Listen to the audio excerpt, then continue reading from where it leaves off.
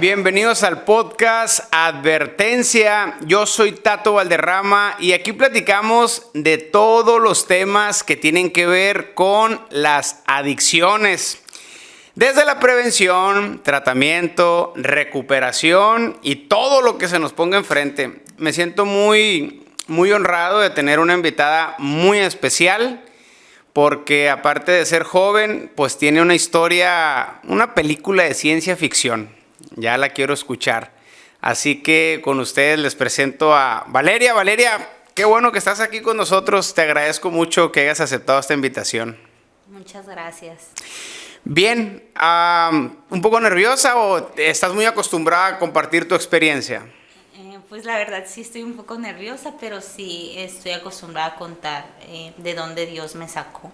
¿Por qué? Porque compartes en grupos, en centros, ¿en dónde? Ok, tengo un centro de rehabilitación que se llama La Tierra Prometida. Es de mujeres y ayuda a mujeres de escasos recursos. De hecho, si alguien quiere rehabilitarse y no tiene los recursos, me puede buscar y yo con todo corazón la voy a ayudar. Excelente, entonces regularmente das terapia ahí. Sí, soy consejera en adicciones. Ándale. Muy bien, no, pues excelente. ¿Tienes familia, Valeria? Tengo un hijo, se llama Jesús. Órale. Tiene 6 meses de edad, soy soltera y soy una madre que me ha costado mucho salir adelante. Concedí a mi hijo en las adicciones. Órale. Cuando yo estaba embarazada, yo tenía tuberculosis, me detectaron tuberculosis a raíz de mi adicción. Entonces fue un proceso muy duro. No le daban, pues, decían que mi hijo iba a nacer mal. No tenía esperanza de vida. No tenía esperanza de vida, entonces, gracias a él y a Dios sobre todo, fueron esas ganas de querer salir adelante. Yo quería salir de la adicción, pero no podía. Sentía que entre más lo intentaba, más me sentía como un abismo. Entre más me movía, más me caía para abajo. Entonces, Dios trabajó un proceso muy, muy grande conmigo. Sentí que yo estaba en el desierto, así. Y venía cada día más tempestad. Pasó mi adicción, luego mi embarazo, luego una tuberculosis. De la tuberculosis una bacteria muy rara en el estómago. O sea, yo solo decía, Señor, discúlpame las veces que yo me inyectaba y decía que quería morir. Perdóname, no sabía lo que hacía. O sea, el día de hoy en una sala de COVID en el seguro, aislada totalmente, solo con mi bocina escuchando música cristiana y decía, Señor, perdóname. Perdóname, me dio un preinfarto embarazada. Te lo juro que sentía como empecé a agonizar y solo le temía al Señor. Dije, perdóname, el día de hoy que no tengo, que me dan horas de vida, la valoro, Señor. Sáname, sácame de aquí y yo te voy a servir. Voy a vivir para servirte, solo te pido salud. Y cada vez que parecía que tenía salud, pum, otra cosa. Y te lo juro que valoro el día de hoy mi vida. Yo no me tomo un café, yo no me tomo una aspirina porque yo el día de hoy me amo como no tienes una idea. Dios tuvo un proceso muy, muy grande conmigo. Valeria, ¿era tan fuerte la dependencia a la droga que ni en el embarazo te pudiste detener? Yo usé todo tipo de drogas, heroína, cocaína, cristal, pastillas. La marihuana nunca me gustó, pero sí la consumía por más parte de aceptación social. Entonces, yo concedí a mi hijo muy drogada. El día que lo conseguí, yo seguí consumiendo. Yo entraba y salía de los centros de rehabilitación. Embarazada. Ok, me embaracé, de ahí yo no sabía que estaba embarazada y seguí consumiendo. Cuando llego a un centro de rehabilitación que te hacen exámenes químicos, sorpresa, tienes 6 semanas de embarazo. Y yo dije, no, esto pues no es posible. Pasé mi rehabilitación, 4 meses internada en el centro de rehabilitación, me empecé a sentir mal. Entonces me decían los directores, no, es que ella está fingiendo porque ella quiere salir a drogarse. Entonces bajé a 42 kilos embarazada. Entonces me corrieron del centro de rehabilitación en una clínica y me detectaron tuberculosis, ya con 4 meses de embarazo. Wow. Entonces yo ahí dije a la torre, o sea, ya no estoy consumiendo, tengo tuberculosis y estoy embarazada. La tuberculosis por la adicción a la jeringa. No, la tuberculosis por adicción se pasa por saliva, por una pipa de cristal. La hepatitis es la que se pasa por la jeringa. Exactamente. Ahora, me estaba confundiendo. Sí, la tuberculosis se pasa por la saliva. Okay. Si alguien bebe en tu vaso, te pega tuberculosis y es una bacteria, como un gusanito que se va comiendo tus pulmones. Híjola. De los pulmones se pasa a otros órganos. Entonces, por eso yo estuve internada y me pasaron a zona COVID, porque son todos los síntomas del COVID. Entonces no sabían en sí Pensaban que tenías COVID. Ajá, Okay. no sabían en sí qué era y era tuberculosis. Entonces, cuando me detectaron tuberculosis, yo estaba embarazada y es un tratamiento de 6 meses a 1 año, de que son 4 pastillas, como el tratamiento muy fuerte del SIDA. Entonces te da para abajo y no sabían si la placenta le iba a pasar, iba a sobrevivir el bebé. Entonces fue un proceso muy, muy fuerte, donde yo subí 40 kilos, aparte una anemia, me transfusieron sangre, aparte mi adicción, me daban, a raíz de tanta droga que yo consumía, me quemé mis venas, entonces a mí no me podían poner un suero, me tuvieron que poner un catéter central, que es un catéter por el cuello que me podía perforar mis pulmones. Entonces todo eso es a raíz de consumir. Ahí, en ese momento, yo embarazada, me llegó la factura de todos años de drogadicción y yo dije, Señor, ayúdame. ¿Qué hice? Claro. Así? Y yo, tal vez años atrás, yo no veía las consecuencias que iba a traer mi adicción. Yo empecé a los 15 años, entonces se me hacía todo muy fácil, drogarme, salir. Yo decía, ay, pues yo estoy joven, o sea, ¿qué tiene? Me decían algo y decía, ay, es que ellos ya están grandes, ellos ya vivieron, yo quiero vivir, a mí nada me va a pasar. Entonces imagínate, ya que tuberculosis, embarazada, con ansiedad, estar en una sala de hospital en emergencias y querer ir a consumir y tener un suero pegado y que mi cuerpo ya no me respondía, fue muy, muy difícil. O sea, ahí pasaste la abstinencia, literalmente, ¿no? Sí, porque, o sea, ya tenía mis 4 meses limpia, pero siempre está el deseo de volver a consumir. Por supuesto. Es una lucha diaria. Oye, Valeria, empezamos con el acelerador a fondo, ¿no? Déjame ir en partes. Y empezar un poco por el principio. ¿Cómo fue tu niñez? Ok, yo vengo de una familia disfuncional, donde mi mamá era adicta, yo me crié con mi abuela. Ok. Con mi abuela, donde las drogas era como algo que no se hablaba. Yo siempre estuve pegada a mi abuela, yo soy hija única. Pues fui como una niña. ¿Tu papá? Normal. Mis papás están divorciados, pero. ¿Lo conociste, tu papá? Sí, sí lo conozco, pero nunca conviví con ninguno de los dos. O sea, no se hizo responsable, pues no estuvo contigo. No estuvo conmigo. Ok. Y desde que tú te desarrollaste en tu niñez, siempre estuviste con tu abuela. Ajá. Tu mamá, dependiente de una sustancia, pues como dicen vulgarmente, andaba en el vuelo, pues, ¿no? A la fecha, ¿tu mamá está bien o Mi mamá ahorita ya está limpia, tiene un centro de hombres, de tratamiento de hombres, Tierra Prometida. Qué bueno. Y pues me siento muy orgullosa, pero en mi infancia ella no estuvo. Ok. Entonces tú creces con tu abuela y me imagino que hubo en algún momento dado, sobre todo después de los 5 años, donde tú veías a otros niños o niñas que tenían a sus papás, tenían a sus mamás, que llevaban a sus papás, los llevaban al parque a los niños, etcétera. Y todo ese tipo de cosas, tú tal vez no lo tenías, lo extrañabas, lo anhelabas. ¿Cómo fue ese proceso de necesitar y no tener? Ok, yo veía en el kinder, nunca se me va a olvidar, yo estaba en el kinder y yo veía a los papás con sus hijos y yo decía, Dios, ¿qué hice mal? Porque yo no tengo papás, o sea, me acuerdo que en una ocasión quería unas colitas yo y le dije a mi abuela y mi abuela no me las supo hacer, pero ella lo intentó, pues.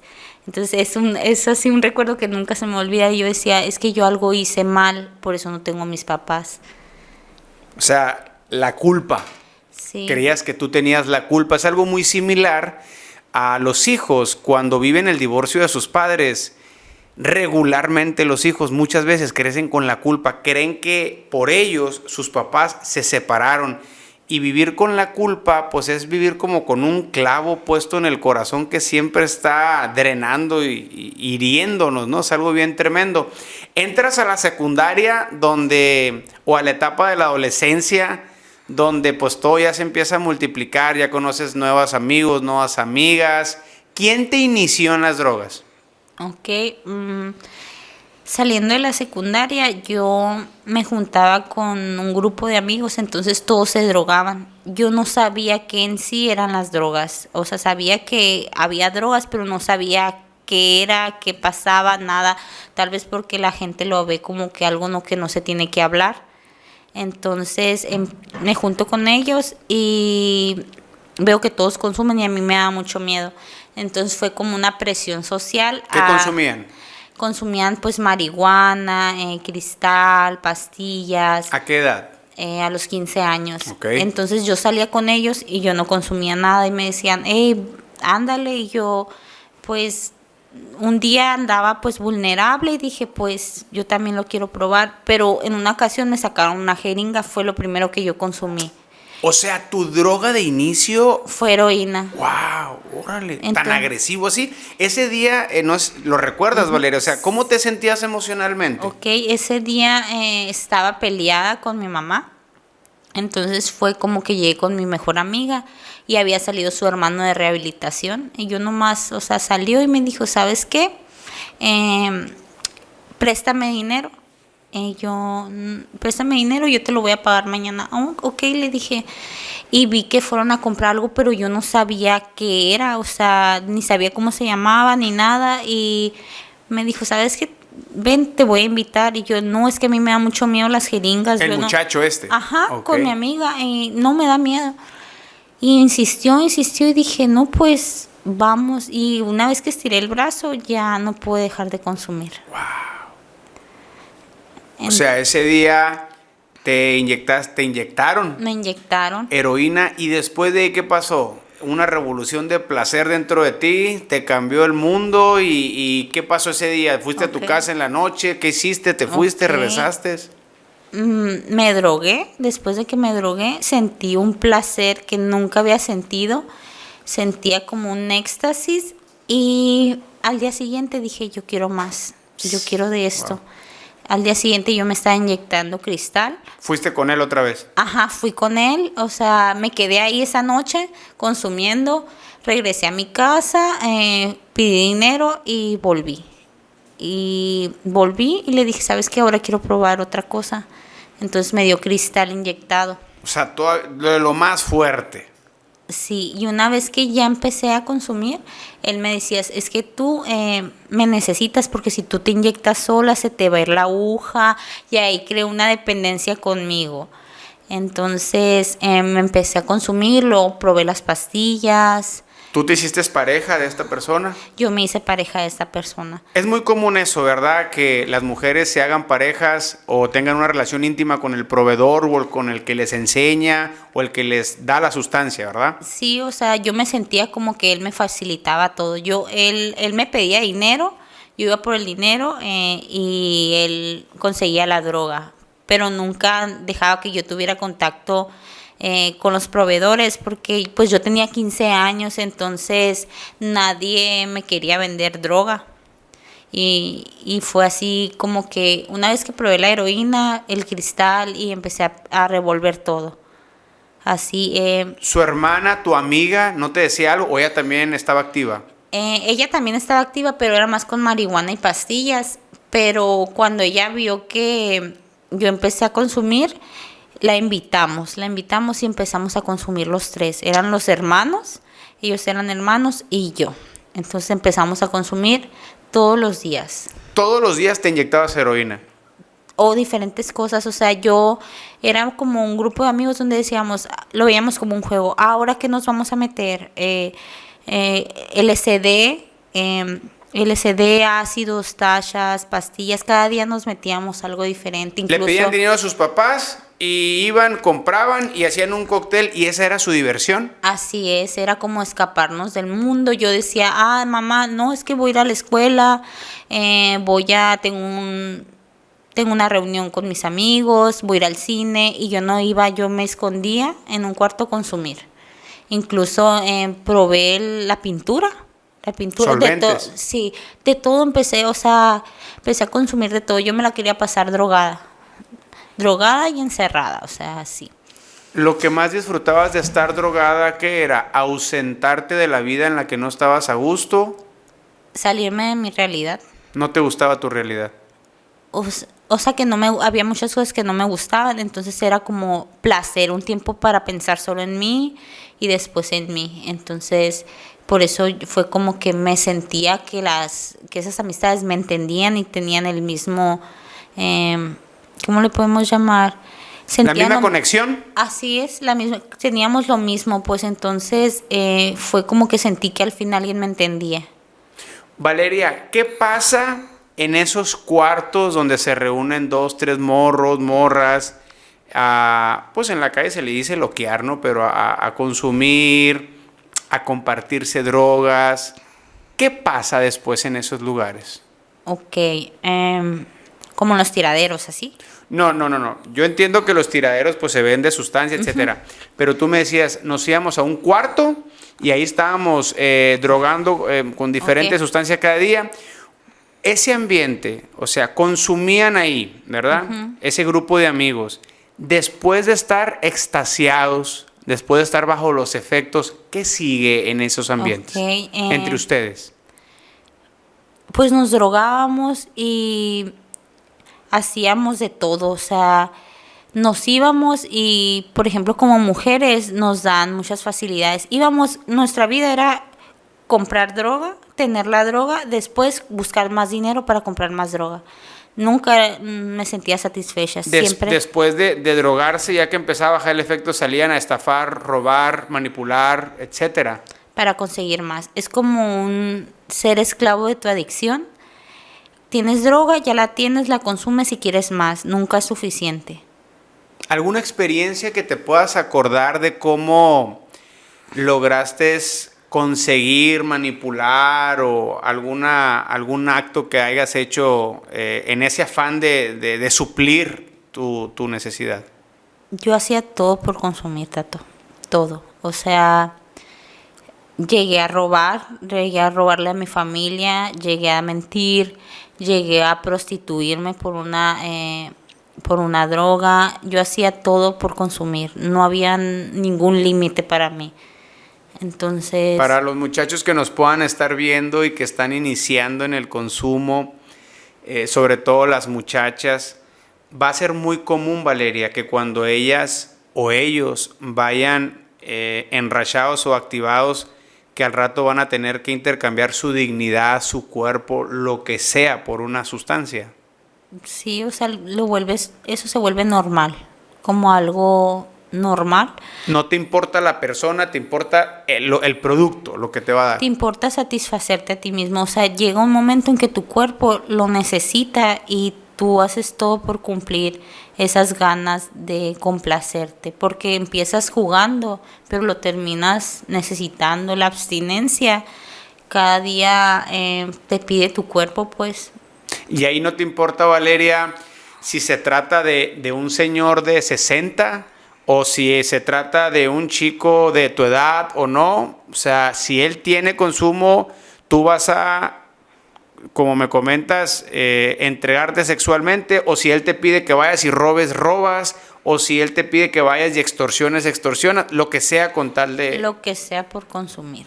Qué potente es esa necesidad, ¿verdad? Cómo uno se hace esclavo a una obsesión, ¿verdad? A una sustancia o a una conducta adictiva y después la Valeria de hace algunos años ya era otra, transformada totalmente.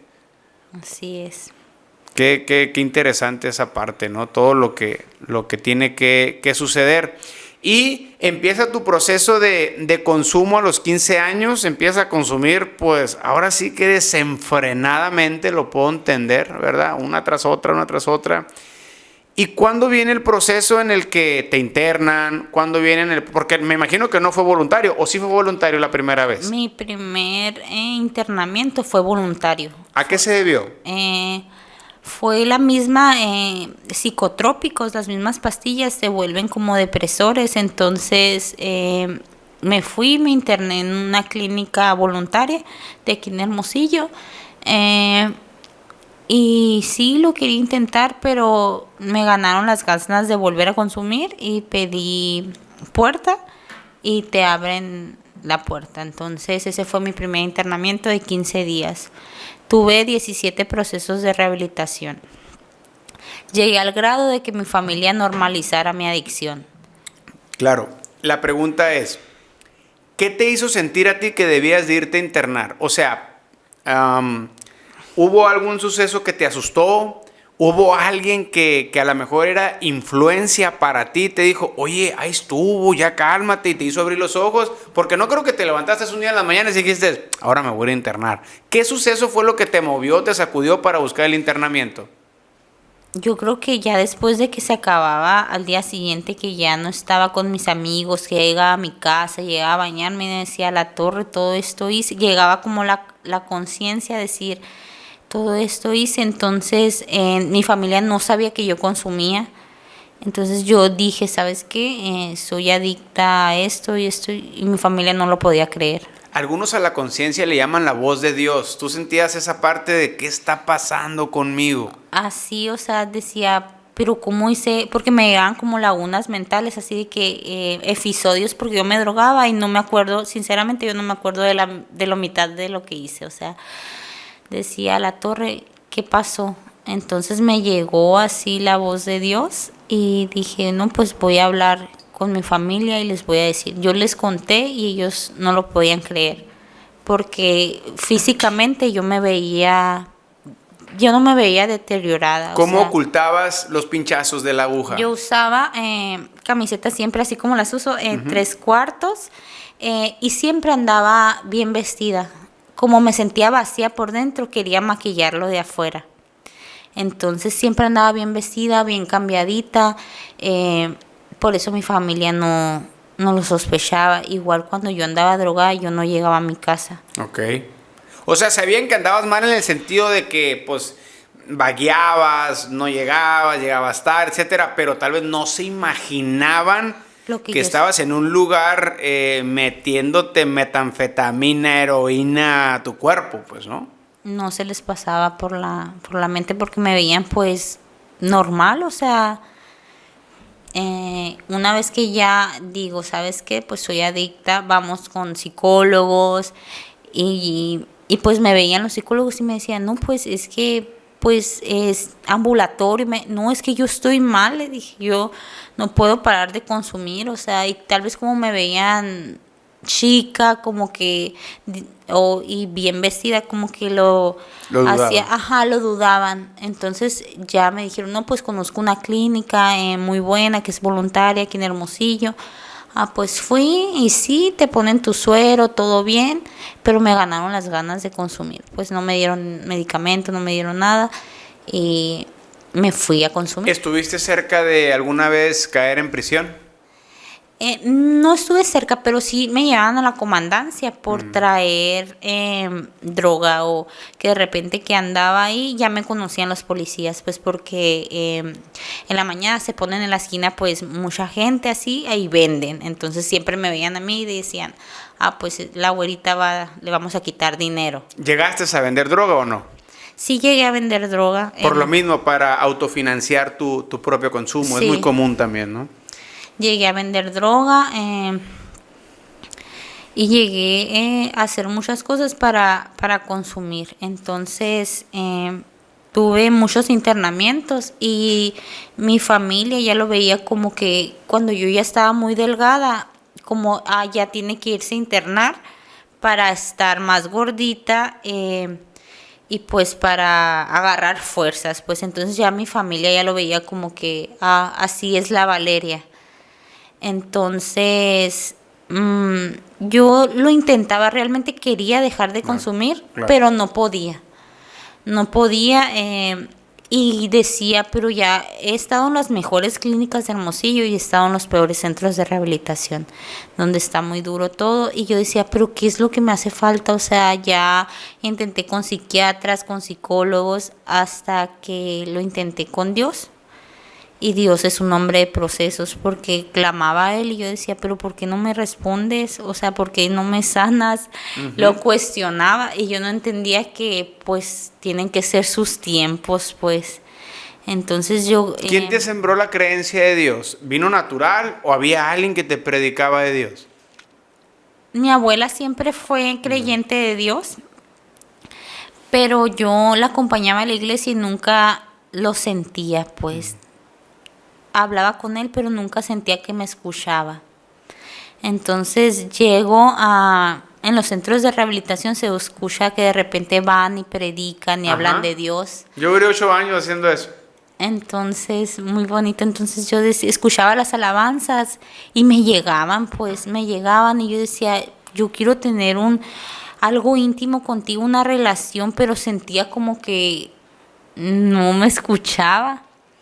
No me escuchaba hasta que lo empecé a sentir. Cada vez que recaía, lo sentía, pero yo le decía, Señor, pero ¿por qué no me sanas? O sea, tú has sanado a tanta gente, ¿por qué no lo haces si sabes que yo quiero?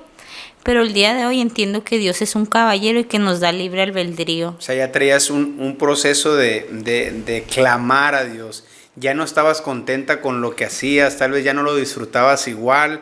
Y ya estabas en una búsqueda de auxilio constante en el que Dios te jalaba por un lado, pero era tan fuerte la ansiedad que te doblabas por acá. Cuando te sales del primer anexo, inmediatamente vas a consumir inmediatamente. Y consumiste la dosis que acostumbrabas a consumir, o comenzaste con dosis a lo mejor muy pequeña, o fuiste y pum, con todo. O sea que yo quería dejar de consumir, entonces dije, si cambio la droga, tal vez la droga, ese es mi realmente problema, la heroína. ¿Qué tal si empiezo a tomar pastillas? Entonces empecé a tomar pastillas. ¿Qué pastillas?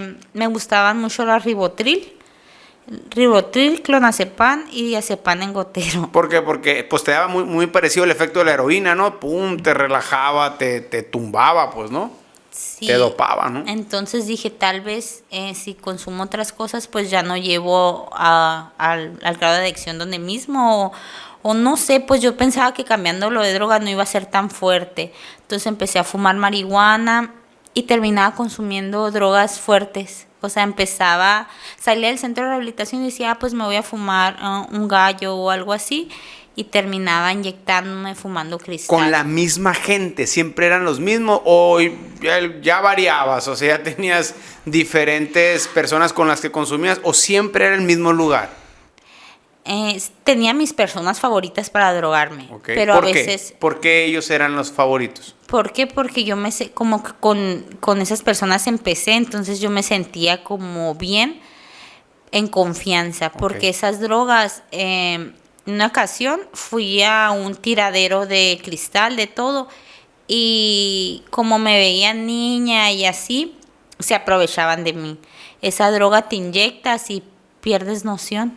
Okay. Entonces buscaba gente que si perdía el conocimiento me auxiliara. No abusaran de ti. Exactamente. No abusaran de ti, claro. Entonces siempre buscaba gente, pues se podría decir de confianza, pues. Tratabas de buscar esa gente. Entonces llega el primer anexo, te sales, pasa un tiempo. ¿Tú voluntariamente empiezas a llegar a los anexos, a los siguientes, o ya no tenías control de ti, tu familia tenía que ayudarte? No, ya llegaba mi familia, o sea, ya llegaban, iban por mí, pero por la misma codependencia de mi familia, nunca terminaba mis internamientos, siempre me sacaban antes de tiempo. ¿Cómo es la abstinencia de tantas drogas que consumías? O sea, conozco la abstinencia o la malilla de un alcohólico, conozco la malilla de una persona que utiliza marihuana, de alguien que conoce heroína, cristal, pero tú traías una mezcla de todo, o sea,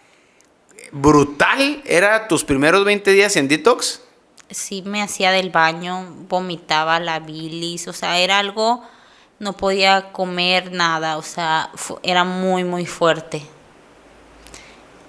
Días y días sin dormir hasta el punto de convulsionarme. Muy, muy fuerte era la abstinencia, la verdad.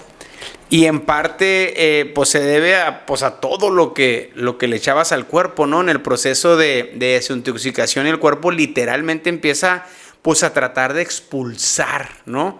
Todos los químicos que se ha introducido y cada persona vive experiencias diferentes, ¿no? Pero pues me quiero imaginar un poco cómo era tu situación, ¿no? Sobre todo la abstinencia de heroína, que dicen que hay gente que hasta tiembla en las camas y pasa hasta de lo que no, ¿verdad? Entonces, pues fue un proceso súper doloroso, ¿no? Las malillas que imagino que viviste, ¿no? Deja tú, pasa la malilla física y empieza la mental. Que yo creo que esa para mí era la más fuerte. ¿Cómo qué? Que empiezan los pensamientos, o sea, ya pasaba lo físico, apenas ya dormía 1 o 2 horas y empezaba el deseo de consumir. Y Eso ahí eso es lo más duro. la obsesión por consumir estaba siempre ahí. Veía todo y me hacía unas historias, voy a hacer esto y esto porque yo quería consumir así.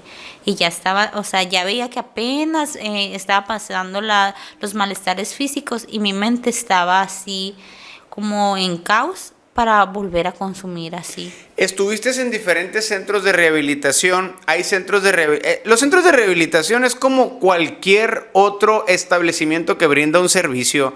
Hay lugares que brindan muy buen servicio, hay otros que lo intentan pero no lo logran, pero en su mayoría es gente que trata de ayudar a las almas, ¿no? O sea, yo he caminado por muchísimos centros, me he internado 3 veces sin ser drogodependiente, nunca probé las drogas, aunque mis familiares sí, y pues entiendo un poco, comí, he estado en los cuartos de detox como unas, no sé, 10 veces y he estado ahí en mi trabajo de evangelización, ¿verdad? Y porque pues me gusta, Dios ha puesto esta misión en mi vida y me encanta, ¿no?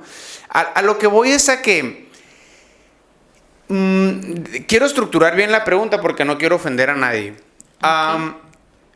Una mujer corre más riesgos que un hombre en un centro de rehabilitación, sobre todo cuando son centros mixtos. No sé si estarás de acuerdo. Yo sé que cuando hay centros de mujeres, pues las mujeres como quiera se arreglan, ¿verdad? Pero Valeria, tú estuviste en centros de rehabilitación donde eran mixtos. Primera pregunta. Y segunda, sí, porque estuviste en muchos. ¿Cuáles son los riesgos o de lo que debe de tener cuidado una mujer que está en un centro mixto sin necesidad de que me digas en dónde pasaron cosas ni nada, sino que ¿de qué cosas se tienen que cuidar las mujeres en estos centros mixtos? Porque, disculpa que me extienda, porque entiendo que está una chica con abstinencia, con ganas de drogarse, con sus deseos por todos lados, cruzando la puerta, están otros 50 camaradas igual. O sea, hay otros que tienen 6 meses que no ven a una morra, otros tienen más, otros menos, otros van saliendo de detox, están en las mismas situaciones y yo entiendo que el centro trata de poner sus reglas, sé que hay guardias, sé que hay veladores, pero también sé que llegan unos y con 2, 3 tabacos se meten a las otras habitaciones, todo eso pasa y ¿qué es lo que debe de tener más cuidado, Valeria, una mujer en un centro mixto? Yo creo que en un centro mixto pasa de todo.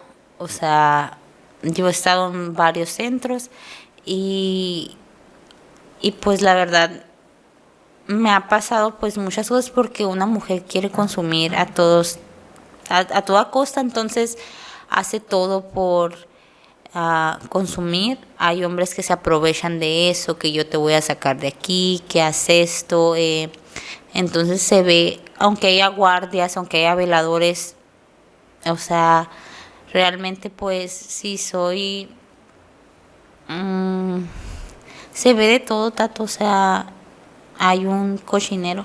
¿Tú recomiendas que si, o sea, tú recomiendas que si la la mujer en este caso debe internar, que busque un lugar nada más de mujeres. ¿Tú lo recomendarías de esa manera por tu experiencia? Sí, porque creo que las mujeres venimos sufridas. A veces, bueno, te voy a hablar de mí. Yo venía sufrida, lastimada y creo que no me daba el valor que yo merecía. Entonces, creo que es más fácil entendernos entre nosotras, porque un hombre nunca te va a entender como una mujer. Entonces, siendo muy muy sincera, yo tengo un centro de mujeres, pero mi mamá tiene uno de hombres y se batalla más con una mujer, con 20 mujeres que con 60 hombres que tenemos. Pero yo por eso en mi centro yo no tengo hombres. O sea, está el encargado de la oficina, pero no me pisa un pie al de mujeres. ¿Por qué?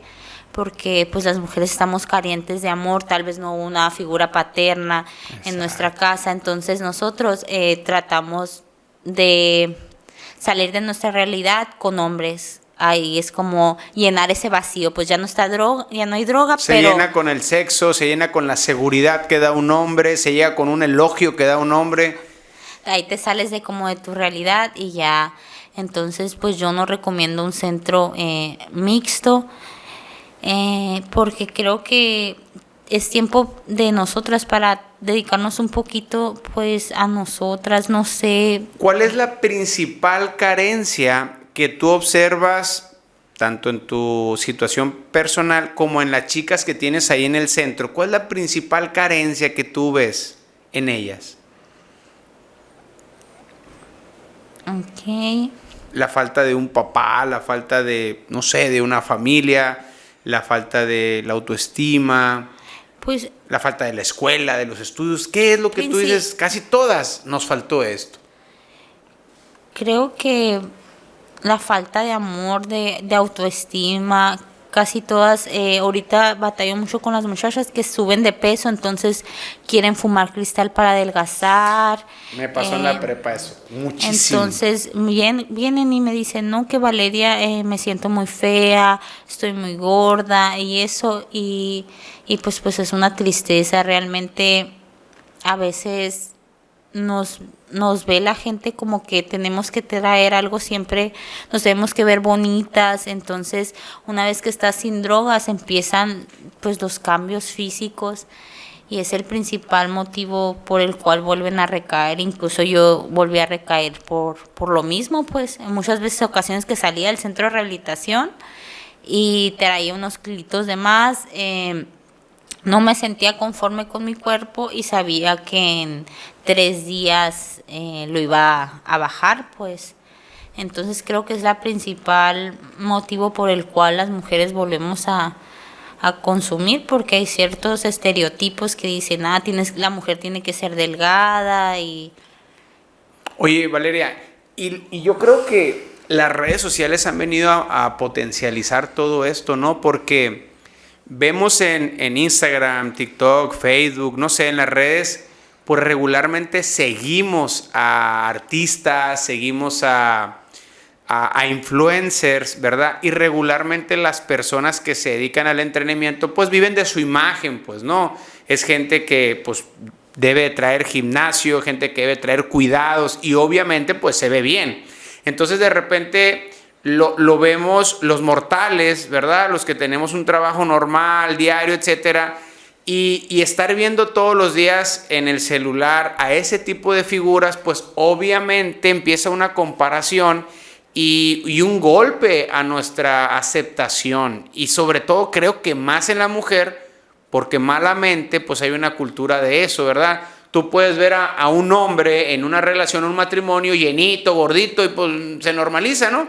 Pero el hombre quiere que su mujer pues no esté así, ¿no? Entonces es precisamente lo que tú dices, malamente hay esa cultura de que tal vez la mujer, el estereotipo de la Barbie, ¿no? Uh-huh. O sea, ¿por qué no hay Barbies llenitas? Y es todo un tema que pudiéramos irnos, pero parte de ahí viene también parte de la baja autoestima.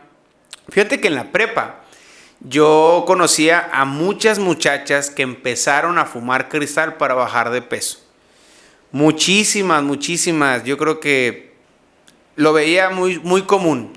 Y la bronca fue cuando querían salir de ahí, ¿no? Salir de la trampa. Entonces, qué difícil. Oye, Valeria, entrando en la recta final de este podcast, que la verdad te agradezco mucho, aprendo mucho de tu experiencia, porque cada experiencia pues nos deja algo.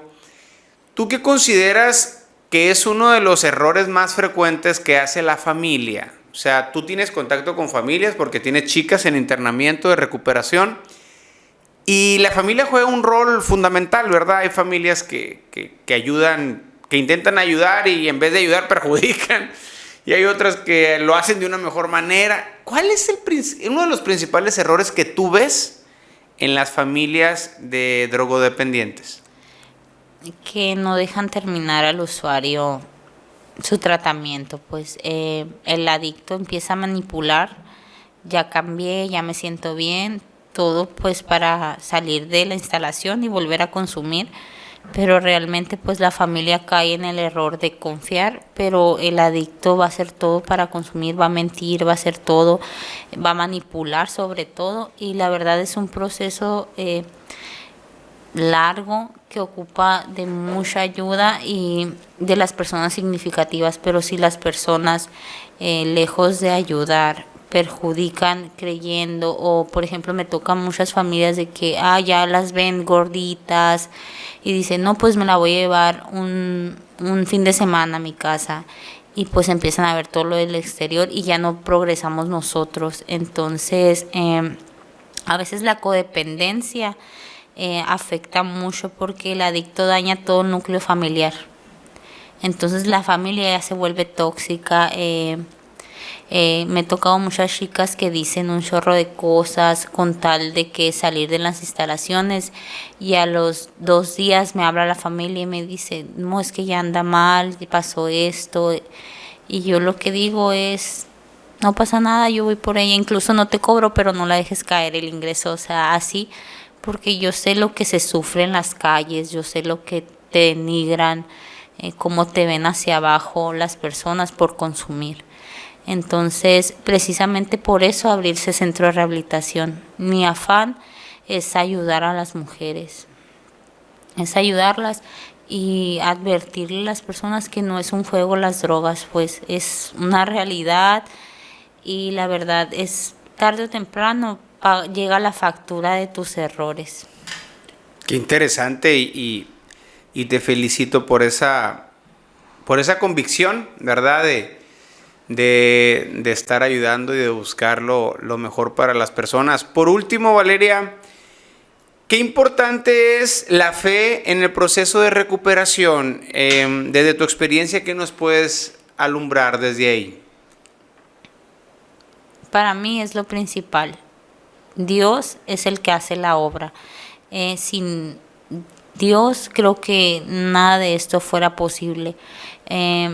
Como te repito, estuve en muchos procesos y simplemente fue Él el que me sustentó, el que estuvo con Él y no me soltó de su mano. ¿Orabas, leías la Biblia? ¿Qué es lo que hacías? Oraba, hablaba con Él, lo alababa. Siempre en mi abstinencia yo le decía, Señor, escúchame, aquí estoy, lávame de mi pecado. Mi carne no quiere, pero mi alma sí, Señor, escúchame, por favor. Y no hay un día que yo no le agradezca al Señor de donde me sacó.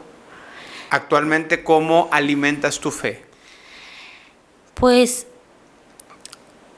mi centro es hablarle de la palabra. En mi centro no se ve Alcohólicos Anónimos, sí hay consejeros, hay psicólogas, pero lo principal que te va a ayudar es Dios. La verdad, a mí es lo que me funciona, es lo que yo les puedo hablar, porque a mí pues otros programas no me funcionó, solo Dios, escuchar la palabra, alabanzas, y cualquier persona, dice la palabra, si 3 personas están en su nombre, Él está ahí. Entonces pues es lo que yo practicamos ahí en mi centro, y yo todos los días cada vez que llega una muchacha, toca la puerta y digo, a la torre, pero ¿cómo le voy a hacer? Pero mi corazón me dice, ¿y si es Dios, Valeria? Dios provee. Entonces así, o sea, yo siento que Dios está poniendo todos los medios. Claro. Y entonces ahí en tu centro tienen tiempos de oración, o ¿cómo lo manejan? ¿Cómo manejan la disciplina en esa área, pues, de compartir?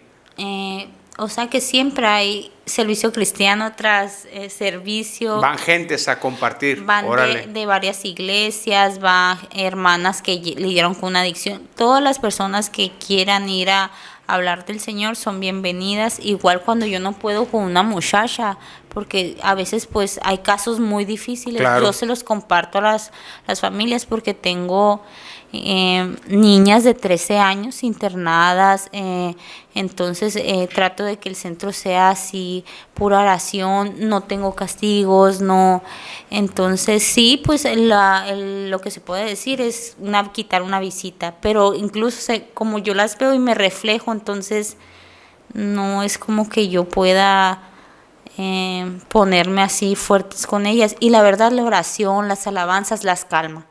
Claro. Ese ambiente de tú puedes, no estás sola, yo estoy contigo, Dios me sacó de aquí, das un poco de aliento y ellas se portan bien. Obviamente empiezan rebeldes, pero como es un ambiente donde se está hablando de Dios, de alabanzas, ellas se tranquilizan. Claro. ¿Algún teléfono, Valeria, para la gente que vea el podcast, que quiera buscarte, que quiera información del servicio que prestas? Ok, 6624 6624 05 05 29 29 58. 58. ¿Cómo se llama tu centro? Tierra Prometida. Caná, la tierra prometida, donde fluye leche y miel. Qué bonito nombre, ¿eh? Tierra prometida, qué lindo nombre. ¿Con qué sueña Valeria? ¿Cómo se visualiza? ¿Qué quiere alcanzar? ¿Qué anhela? Me visualizo, o sea que estoy donde quiero, donde siempre soñé estar, Okay. limpia, ayudando. ¿Cómo me visualizo? Mi sueño es ir a otras partes y testificar de donde Dios me sacó. Ese es Órale. mi sueño. Pues más tarde que nunca así va a ser, porque pues uno se pone en el camino, ¿verdad? Y a partir de ahí pues ya hay un camino trazado. Cuando uno encuentra su propósito, encuentra su carretera. Que nada te detenga, Valeria, ni siquiera tu familia, que nada te detenga en alcanzar los sueños que Dios tiene para ti. Si el día de mañana es en ese centro de mujeres, o si el día de mañana Dios te lleva para un lado, para el otro, esperamos que así sea, ¿verdad? Y sobre todo que las luces y el micrófono no te alejen de los pies del Salvador, porque suele suceder. Si me aceptas una humilde recomendación, vas en muy buen proceso, ¿verdad? Vas en muy buen proceso. La adicción es una enfermedad recidivante. Eso significa que los malestares o las ansiedades pueden menguar y desaparecer en un tiempo, pero sucede un momento de la vida que vuelve a despertar esas ganas, vuelve a despertar todo cuando tenemos situaciones o fragilidades emocionales, como antes solucionábamos todo a través de la droga, entonces inmediatamente el cerebro registra cómo solucionaba todos esos problemas, ¿no? Y era a través de una droga, una sustancia. Te da miedo, sientes vergüenza, alguien te humilló, alguien te lastimó, alguien te maldijo. Inmediatamente el cerebro registra. ¿Qué hace cuando pasa eso en el cerebro de Valeria? Y eso va a ser como un fantasma a veces, ¿verdad? Que va a perseguirnos en el trayecto de nuestra vida. Yo le llamo un miedo santo. Yo tuve mis problemas, tuve mis adicciones, no con drogas, y tengo 36, estoy casado y todavía tengo pesadillas, y todavía entiendo que el trabajo es diario. ¿Estarás de acuerdo conmigo? El trabajo es diario. Mi papá tiene 43 años sin beber alcohol y todos los días va a alcohol y Alcohólicos Anónimos, todos los días va. Entonces, yo creo que nuestro mayor problema es cuando más seguro nos sentimos, cuando creemos que ya la hicimos, cuando creemos que no va a pasar nada, es cuando más débiles y frágiles estemos. Entonces, espero de todo corazón que sigas pegada a la roca que es Cristo Jesús. Espero de todo corazón que sigas en la brecha, que sigas sembrando, que sigas teniendo tiempo y relación con Dios, que sigas sirviendo porque es la mejor terapia, ayudar a otros, y que pues lo que Dios ha empezado contigo pues lo siga ensanchando. Te agradezco mucho de todo corazón que hayas pasado este tiempo aquí con nosotros. Creo que mucha gente que lo vea se va a identificar. Otros se van a enojar porque Valeria lo está logrando. Así es, ¿eh? Así es, me topo con todo, ¿verdad? De repente dices tú, ¿qué onda con la raza, no? O sea, es una experiencia de vida, es esto. Y hay gente que no está preparada para verte crecer. Y uno tiene que lidiar con eso también, ¿no?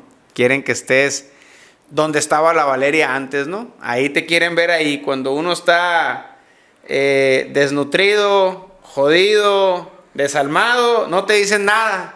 Y cuando uno ya empieza a prosperar, que empieza a crecer, no, ¿cómo puede ser posible, verdad? Suele pasar, le pasó a Jesús, ¿no? Pero bueno, muchas gracias, Valeria. No sé si tienes algún comentario final que quieras compartirnos. No, solo agradecer el espacio y muchas gracias por escucharme. Es todo. Que Dios los Perfecto. bendiga. Pues muchas gracias. Gracias a todos los que vean este podcast. Escríbenlo, compártenlo, critíquenlo. No pasa absolutamente nada, pero dejen un comentario. Y aquí vamos a seguir hasta que la prevención sea una materia escolar. Muchas gracias.